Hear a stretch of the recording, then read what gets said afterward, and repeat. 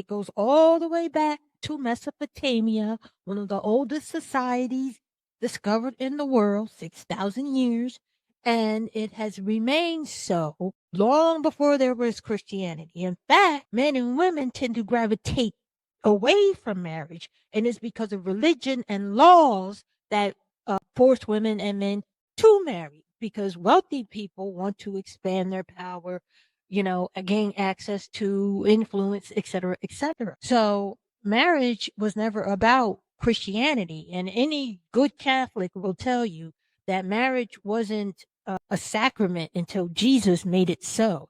It's not a Christian thing. It's a state thing. That's why you have to go and get a license to get married, because it was and is always about the state. Christians took it over and made it a sacrament, but it's really about the state and always has.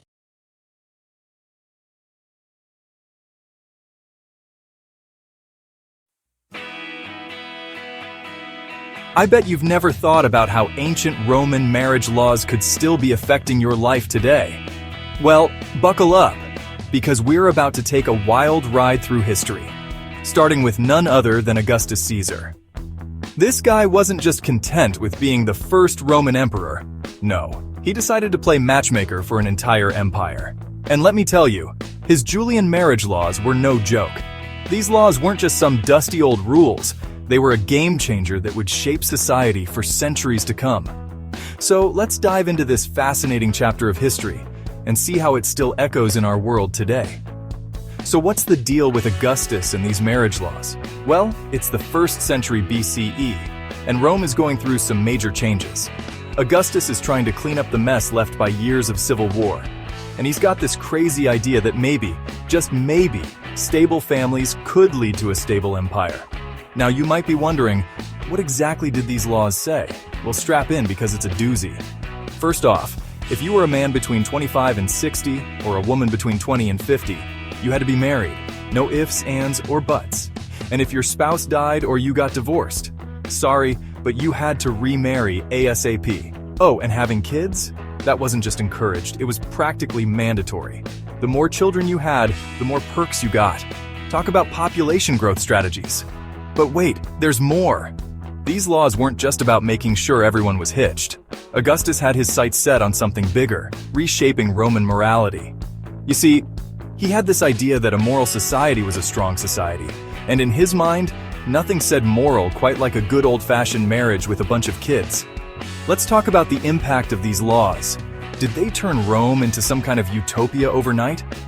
Not exactly, but they did shake things up. Suddenly, being single wasn't just a personal choice, it was practically a crime. And adultery? That went from being a private matter to a public offense. It's like Augustus took the concept of family values and cranked it up to 11. Now you might be thinking, okay, but what does any of this have to do with us today? Well, hold on to your togas, because the influence of these laws didn't end with the fall of Rome. In fact, they helped shape Christian attitudes towards marriage for centuries to come.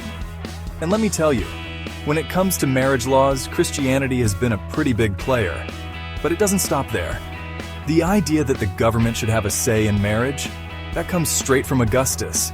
Same goes for the concept that marriage is about more than just two people. It's about society as a whole.